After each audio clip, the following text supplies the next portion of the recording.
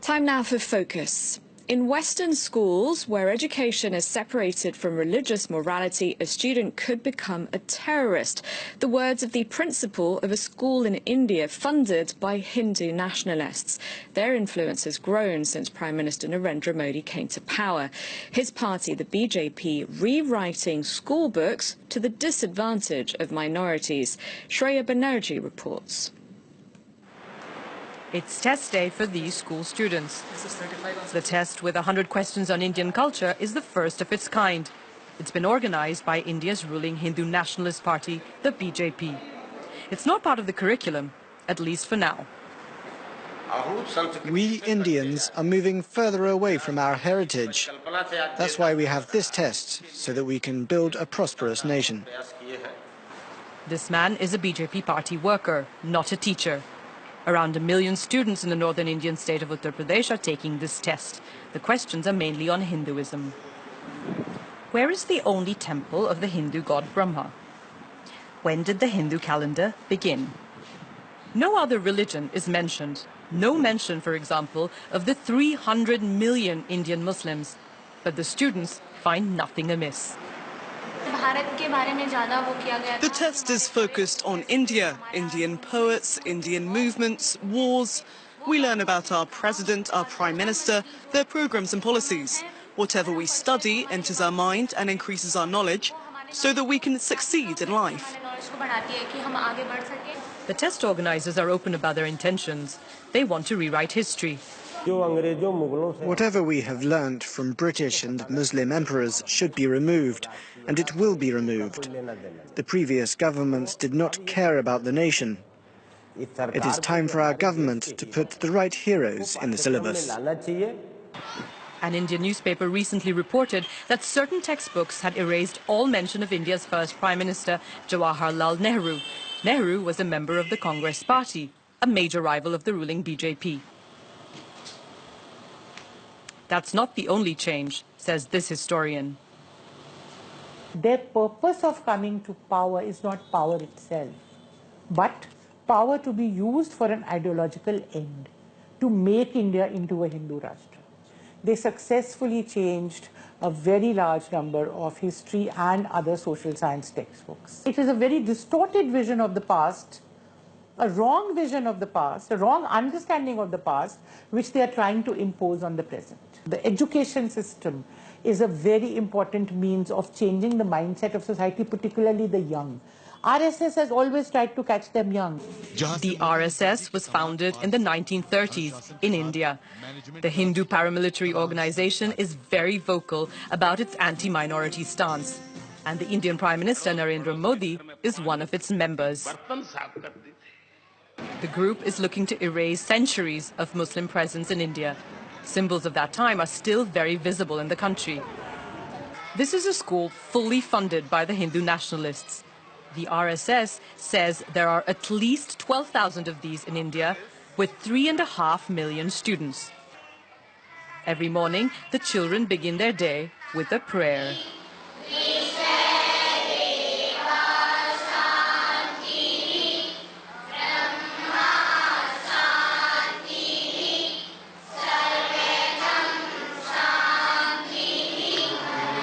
Prayers are followed by a religious ceremony and the principal's speech.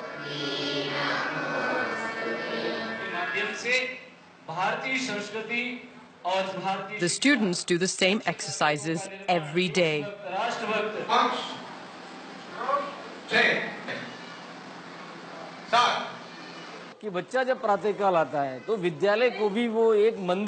For the pupils, the school is a temple. The sacred texts of Mahabharata, Gita and Ramayana are the basis of their education.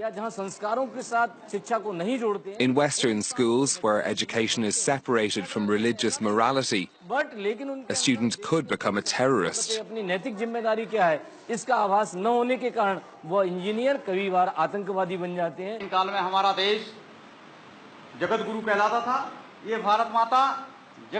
A narrative that glorifies Hindus and casts minorities as outsiders. By introducing these ideas in schools through tests and the modification of textbooks, the BJP is looking to influence the thinking of young people. Almost half of India's population is under the age of 25. For more on this, I'm now joined in the studio by Olivier Guillard, Asia Research Director at France's Institute of International and Strategic Relations. Hello, thank you very much indeed for coming in. First of all, if you could tell us a bit more about the RSS. I understand it helped propel Narendra Modi to power.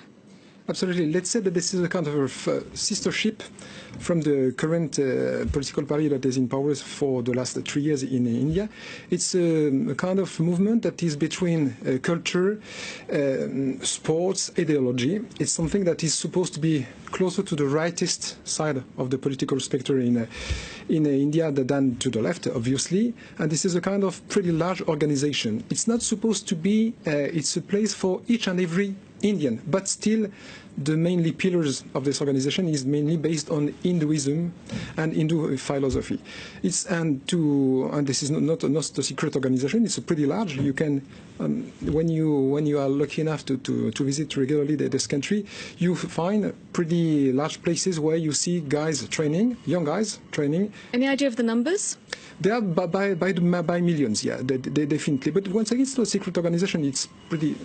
Your colleague said it properly a few minutes ago that this is an organization that's probably 70 or 80 years old, and there has been a large numbers of even political leaders, regional or national, that joined this organization many years or decades ago. So, and once again, it's not seen like a political party as such.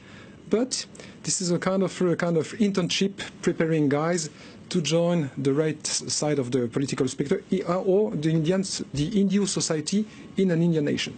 So how many members of the current government do you think are there who were once members of the RSS, and how crucial a role does it play in the government now? This is quite an interesting issue. I don't have exactly the numbers in mind, but I would say that probably over 1 people out of 2 in this government on the national basis. Where regionally, once again, we need to remember that India is a federation, federalist countries. Each and every of the 30 states has quite a different type of local government with different kind of competencies. But at the national level, in the current government, that is a Hindu nationalist government, it's not. As such, this is not a crime to have such an agenda. I mean, so they came to power peacefully. Narendra Modi 3 years ago won the general elections very easily, with such a numbers that we had not seen such a success for at least 30 years in the country. So there has not been any crime, derived by the vote in what India is called the largest democracy in the world. It's not for nothing. At the moment, let's say that around Narendra Modi, which remains extremely popular 3 years after arriving to power, he has a lot of people around him that do belong from a close side or from a longer side to this Hinduism movement. Because you say, yes, democratically elected, but you mentioned crime, and there has been a rise recently in religiously motivated violence. Is that not in part because of the intolerance towards minorities that the BJP is displaying and really not hiding in any way? That could partly explain the situation. After that, you just need to look 10 years ago, 20 years ago, 30 years ago. I was a student in this country 30 years ago. They were already in ethnico-religious confrontation and violence between Hindu and Muslim, between Hindu and Christian, between Christian and others. So it's part of the story of this 1.3 billion population.